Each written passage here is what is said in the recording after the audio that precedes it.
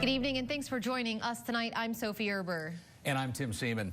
As of now, folks 16 and older in all three Siouxland states are eligible to get a COVID-19 vaccine. That's right. The expansion comes as states are seeing an increase in coronavirus cases too, plus hospitalizations. The very latest numbers that we have for you tonight in the top story at 6.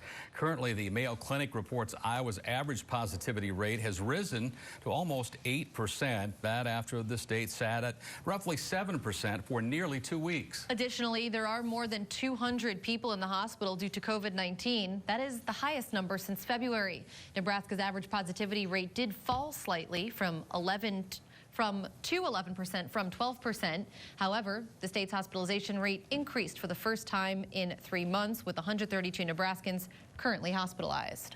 South Dakota has the highest average positivity rate at 13%, but that number has been falling since the end of March. And the state also has the fewest current hospitalizations at 88. As more Nebraskans are hospitalized with COVID-related symptoms, every resident who is eligible to sign up for a vaccination is being urged to do so. Governor Pete Ricketts is warning Nebraskans that the pandemic is far from over. He reminded folks that it's still essential to continue wearing masks and following social distancing when in public. At today's governor's press conference, he added that it's important to get vaccinated as soon as possible. You can check with the state, sign up at vaccinate.ne.gov. You can look at your local pharmacy, see if they've got slots that are available for scheduling. But please get signed up to get vaccinated, because ultimately that's how we get through this pandemic, is by getting people vaccinated. And while Nebraska has moved to the next phase of vaccinations, as we mentioned a moment ago, that includes everyone at least 16 years of age, some health departments may not be ready to vaccinate all age groups. Ricketts advises Nebraskans to check with local health officials for updated information. Officials are reminding Siouxlanders that demand still far outweighs supply of the vaccine, so finding a dose could be challenging. You can start by checking with your primary care provider or your local public health department to see if there are any open appointments. Your other option is to look for availability at pharmacies. There are also some vaccine hunter websites where you can search for appointments by zip code. Website creator Todd Brady says with the eligibility opening up today, you might have to search for a while before you find your appointment. So I feel like it's probably going to be hard to get one in the beginning of this week or next week, but keep trying. I really think it's going to open up, and it's going to be a lot easier soon to get appointments. So I think just be patient. Brady does say he's had better luck finding appointments in the early morning hours. There are still some appointments available for the April 8th vaccine clinic at Siouxland District Health Department. And even with eligibility and resources to schedule a vaccine appointment expanding, some Siouxlanders are still facing challenges in getting a shot. KCAU 9 News reporter Lydia Vasquez joins us live now from the Gospel Mission in Sioux City, explaining what the Siouxland Health Department is doing to help vaccinate the homeless and what it means to those who chose to get it. Lydia? Tim and Sophie, the director of the Gospel Mission, tells me they didn't know if they'd get any vaccine, and if they did, how they'd go about vaccinating homeless people. But Tyler Brock with Siouxland District Health says a lot of time and resources have gone into helping meet people where they are. He says the department has vaccinated people at the warming shelter, the soup kitchen, and the Gospel Mission. Brock says one challenge with distributing the vaccine has been getting it to people. That's why he says meeting people where they are has been part of the health department's mission. We know that COVID has always spread very well in what we call congregate settings. And so a big part of what we did, especially in phase 1B, is trying to get to those folks that live in those congregate settings. Tonight at 10, I'll share what it means to those who choose to be vaccinated here at the Gospel Mission. Reporting live in Sioux City, Lydia Vasquez, KCAU 9 News. All right, Lydia, thanks. We'll look forward to that tonight at 10. And today was one of those days where really had no excuses as far as the weather department. What a great day to That's get the right. week started. An extension, really, of the weekend that we had, Tim. Let's check in now with Chief Meteorologist Scott Larson to see what's ahead in Siouxland. A change is brewing. That's right, Tim and Sophie, but I'm kind of jealous of Lydia being outside today. It's just gorgeous out there. Some very warm and pleasant conditions for the month of April. Kind of hot, though, in spots, especially in Sioux Falls, getting close to 90 degrees this afternoon. Warm enough that maybe a few folks turned the air conditioner on up there. 83 our high today in Sioux City, 88 in Yankton, 85 in Spencer. We're going to tap into that warm air to be able to produce a handful of thunderstorms through the overnight period here. There is a marginal risk out. And as we go through the next couple of days here, you can see that our rain chances are going to be spiking, especially for tomorrow night going into Wednesday. And that wet weather extends through much of the day on Wednesday. We'll have more information on that rain chance and when some warmer conditions come back into the forecast in a few minutes. Tim and Sophie. All right, thanks a lot, Scott. Sioux City may soon get a new art gallery right downtown. The Sioux City Council approving a development agreement for the former Carlton's building. Art Sucks Gallery, that's S-U-X, would also feature a coffee shop and space for retail business to lease. Under the proposed agreement, Luck LLC will invest $150,000 to renovate this property.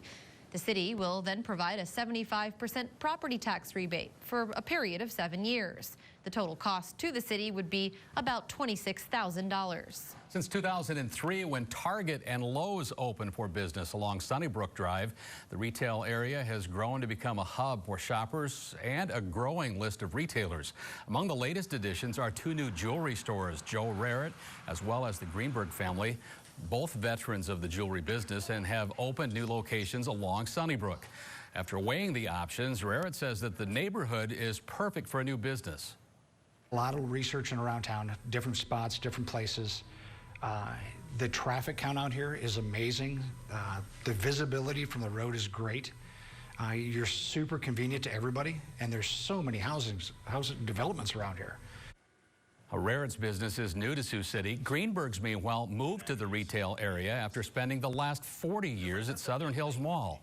Coming up at 10, why the move made sense and what local real estate professionals say about the way retail business is changing. Well, therapy is a useful tool to stay mentally healthy, especially after a traumatic event. But one community isn't seeing a psychologist. A church is actually providing unusual therapy for its community after experiencing mass shooting. That's still to come. And we're looking at the potential of some isolated thunderstorms in the area tonight. Some more April showers through the next few days as cooler temperatures take over in the 50s and 60s. Join us for the full forecast. That's next. You're watching KCAU 9 News with Tim Seaman, Sophie Erber, Chief Meteorologist Scott Larson, and Sports Director Jake Jones. This is KCAU 9 News at 6. Scott mentioned a moment ago that some folks may have been forced to turn on the AC, and I'm in that group. It was sticky today. I did in my house, but I decided I'd roll the windows down, at least in the car, because, Scott, it was so dry out. No moisture really in the air, so it felt nice. Yeah, not a whole lot of moisture just yet, but we are tracking the potential of seeing some isolated flare-ups of thunderstorms occur here tonight.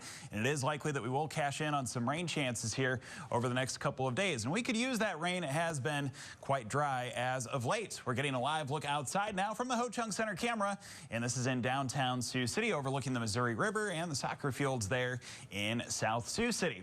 Here's what's going on with our almanac now. The high temperature today in Sioux City was able to stretch up to 83, so far warmer than the typical high of 58. In fact, we were just 6 degrees short of the record set back about 30 years ago.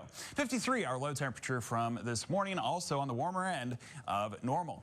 Here's what's happening in Sioux City now. The temperature is 83 with wind from the south blowing through at 21 miles per hour. And as Sophie mentioned, the air is still pretty dry with a relative humidity of 36% and the dew point just over 50. Now, as we look at temperatures here throughout the upper Midwest, you can find that they are being indicated generally in quiet weather with sunshine dialed up in the forecast. We've seen a lot more signs of spring outside, and one of those here to share with you now, a bird nest. You can see the mama bird sharing a little bit of lunch there with her babies. So thanks to our viewer for passing along that photo. If you have a great wildlife or weather picture that you want to show to Siouxland, just go to our website, SiouxlandProud.com. Dial up the weather tab there and go to send us your photos. We'll try to share as many of them as we can here on air. Tim and Sophie? I love it. All right, thanks, Scott. And I was out on the country roads this weekend. A few farmers out turning some dirt, and it looks like they need some. Yeah, dry. they really do need the rain. Dry.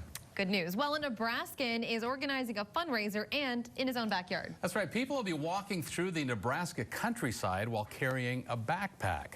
Tim Grover is the man responsible. He's the founder of the nonprofit organization Contact Front. It's holding an event next month called Ruck University, and the purpose is to raise money for veterans. You can find out more about this event coming up on our website right now. That's, of course, SiouxlandProud.com or the free and new KCAU 9 mobile news app. Please do update to the latest version in order to get your local weather and news updates. You won't get our push alerts anymore unless you hit update. That's right. Simple process. Yes. Folks are still grappling, unfortunately, with the violence that came in that mass shooting in Boulder, Colorado now about 2 weeks ago. Now a church is stepping in to help. How turning guns into gardening tools is guiding this community's grief. Next. The community of Boulder, Colorado continues to heal in the wake of that King Super mass shooting now just a couple of weeks ago. That's right. And Keegan Harsha shows us how a church is doing what it can to help by turning faith to action in a very unusual way. There's just something that comes over people. They just want to keep hammering.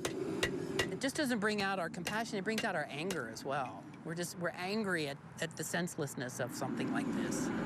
If you've ever wanted to see faith in action, That is so cool. this is it.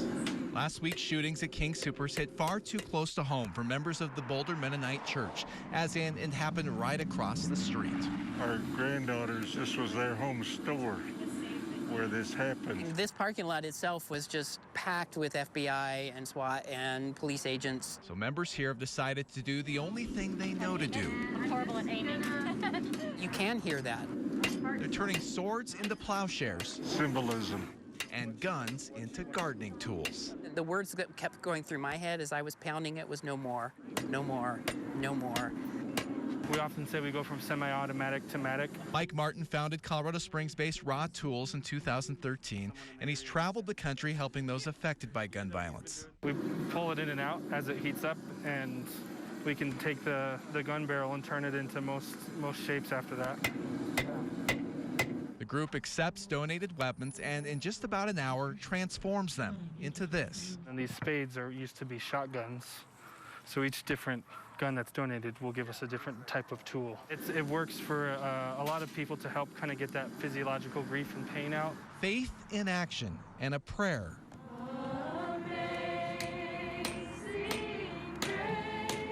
More powerful than words. Easter's about new life. It's about putting away unhelpful things and affirming that there is hope, there's possibility, there's the possibility of peace. Interesting concept. Yeah, it's really neat, and I like that you can actually use it afterwards. Actually put it to use. Time to talk sports right now, though, and Jake joins us. That's right. Jake, what do you have for us tonight? Well, I'll tell you guys, the USD football team cannot catch a break. I'll explain that and more coming up next in sports. Welcome back. We're keeping an eye peeled for a few isolated thunderstorms this evening. Not out of the question that we have severe weather with some strong wind gusts. So, of course, we will keep you informed on that. Some rain chances linked together for the next few days as we cool things off. Scott will keep us posted. Yes, he will, and we hope you'll join us here again at 10. Until then, have a great evening, everyone. Good night.